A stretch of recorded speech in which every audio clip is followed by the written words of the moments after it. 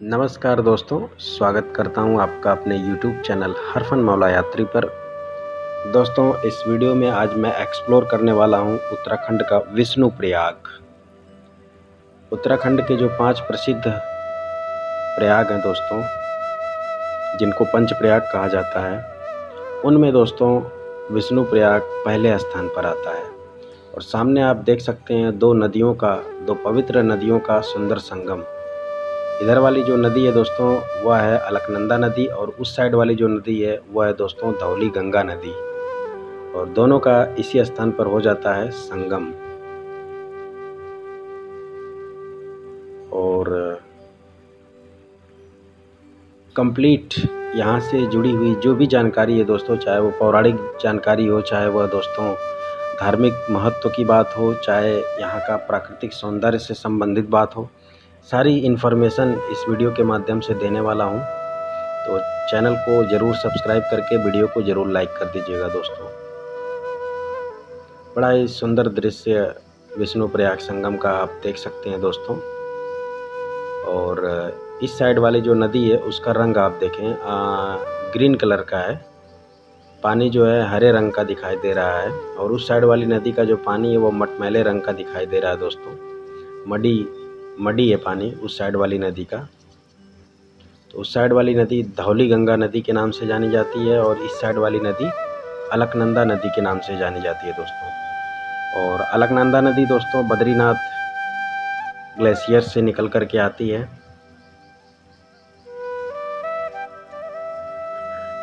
दोस्तों, उत्तराखंड में आ चुका हूँ उत्तराखंड के टूरिज़्म को एक्सप्लोर करने के लिए, और उत्तराखंड का दर्शन करा रहा हूँ आपको मैं।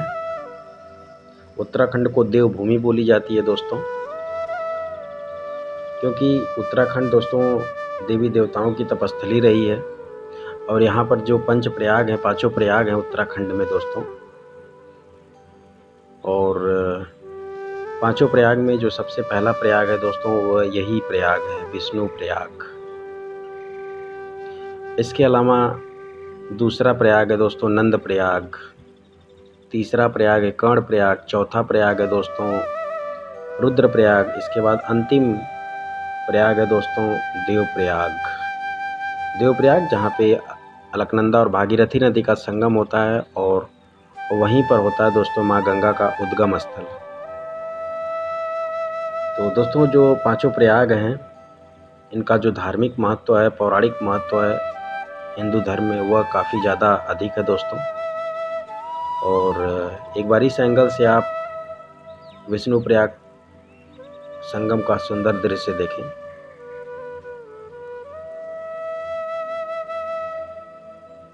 दोस्तों शाम का टाइम हो चुका है, और ये लगभग यही कोई 5 साढ़े 5 बज रहे हैं, 6 के आसपास का टाइम है दोस्तों। और सूरज भी डूब चुका है, और सूरज तो वैसे पूरे दिन भर नहीं दिखाई दिया दोस्तों, क्योंकि बादल छाए हुए हैं, बारिश की संभावना बनी हुई है। मानसून का टाइम चल रहा है उत्तराखंड में, तो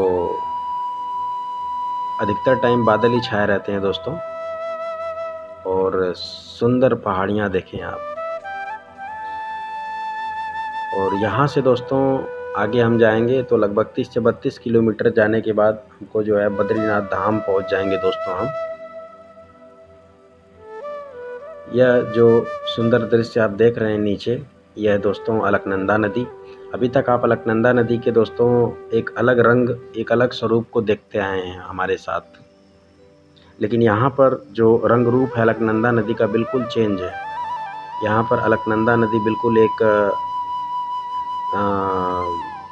साफ़ सुथरी नदी के रूप में, जो जल है बिल्कुल साफ़ है, क्रिस्टल क्लियर जल जिसे कह सकते हैं। बिल्कुल देख सकते हैं आप, साफ़ सुथरी नदी के रूप में प्रवाहित हो रही है। पानी का जो क्वालिटी है, जो रंग है पानी का, वो बिल्कुल आप हरे रंग का, या फिर कह सकते हैं बिल्कुल क्रिस्टल क्लियर वाटर है।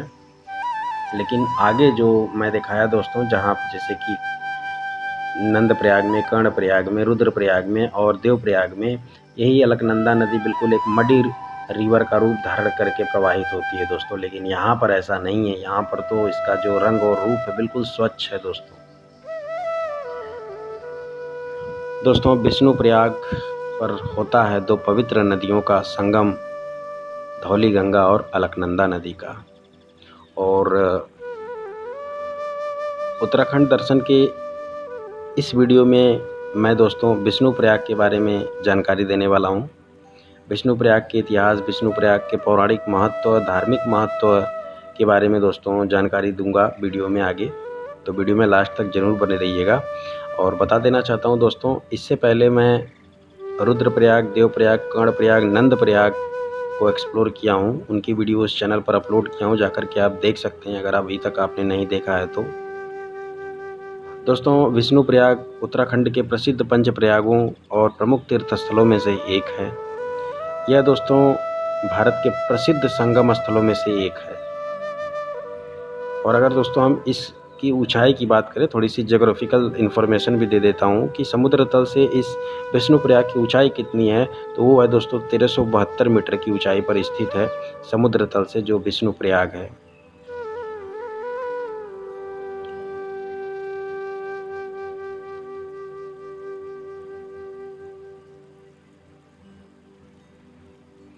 दोस्तों इस स्थान का नाम विष्णुप्रयाग क्यों पड़ा है, इस संगम का नाम, इस प्रयाग का नाम विष्णुप्रयाग क्यों पड़ा हुआ है, तो इसके पीछे की जो दोस्तों धार्मिक महत्व है, पौराणिक महत्व है, जो पौराणिक मान्यताएं हैं, धार्मिक मान्यताएं, वह यह है दोस्तों कि इस स्थान पर दोस्तों नारद मुनि ने घोर तपस्या की थी। दोस्तों कठिन तपस्या की थी इस पवित्र स्थान पर, इस संगम पर, इस प्रयाग पर। दोस्तों नारद मुनि ने घोर तपस्या की थी, कठिन तपस्या की थी। दोस्तों कठिन तपस्या के रूप में अष्टाक्षरी जप किया था दोस्तों नारद मुनि ने भगवान विष्णु को प्रसन्न करने के लिए।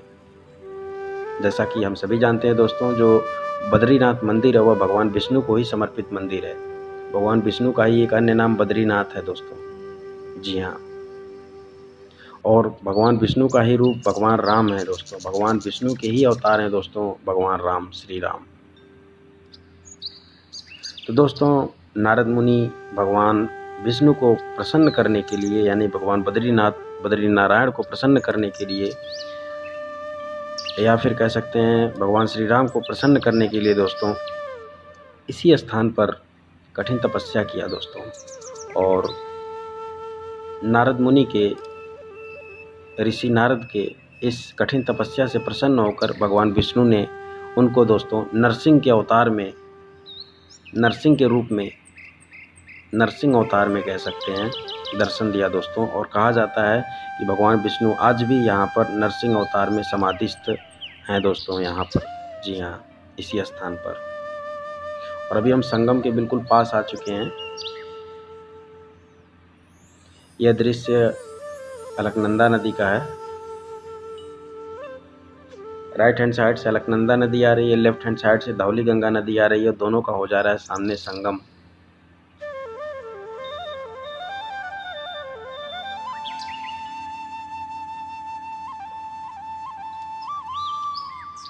दोस्तों पंचप्रयाग में देवप्रयाग के बाद विष्णुप्रयाग का विशेष महत्व माना जाता है।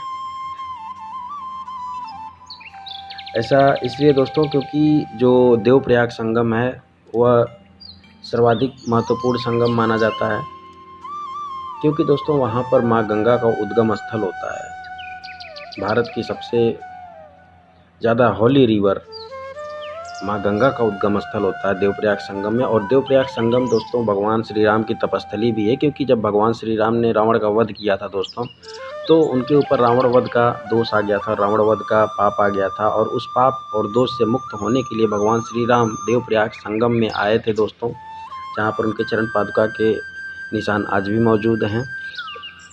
देवप्रयाग संगम में आकर के उन्होंने कठिन तपस्या करके उस दोष और पाप से मुक्त हुए।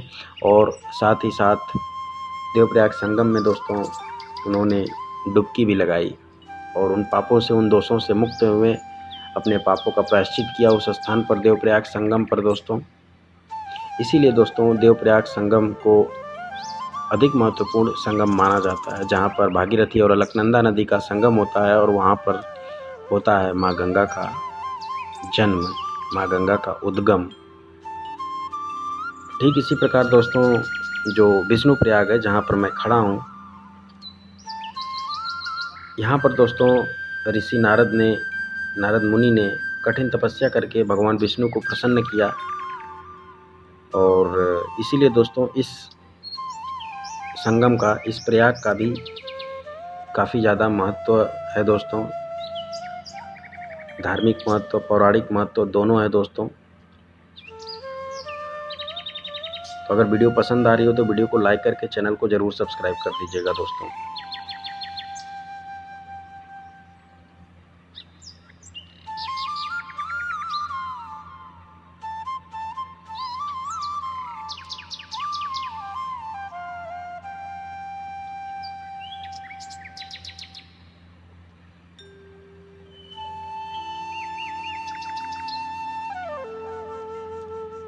इसके बाद दोस्तों मैं बद्रीनाथ धाम जाऊंगा, वहां पर आपको दर्शन कराऊंगा और साथ ही साथ वहां के अन्य टूरिस्ट प्लेसेस को भी एक्सप्लोर करूंगा। इसके बाद बद्रीनाथ धाम से लगभग 4 से 5 किलोमीटर आगे माना गांव है, वहां पर सरस्वती नदी का उद्गम स्थल है। साथ ही साथ महर्षि वेद व्यास की गुफा है दोस्तों, और गणेश जी की भी गुफा वहाँ पे मौजूद है। इसके अलावा वहाँ पर दोस्तों 6 से 7 किलोमीटर की दूरी पर पहाड़ी पर ट्रैक करके एक वसुधरा वाटरफॉल है, उसको भी मैं एक्सप्लोर करूँगा। तो बहुत सारे टूरिस्ट प्लेसेस को एक्सप्लोर करने वाला हूँ उत्तराखंड के अंतर्गत, जिनमें पंचप्रयाग है दोस्तों। पंचप्रयाग भी शामिल है, उत्तराखंड के 5 प्रयाग भी शामिल हैं। और इसके अलावा केदारनाथ धाम भी जाने का प्लान है दोस्तों। और साथ ही साथ रिटर्न आने के बाद देहरादून, ऋषिकेश और हरिद्वार को एक्सप्लोर करूंगा। तो इस वीडियो में दोस्तों मैंने संपूर्ण विष्णु प्रयाग को एक्सप्लोर किया और यहाँ से जुड़ी हुई धार्मिक और पौराणिक मान्यताओं को भी बताया।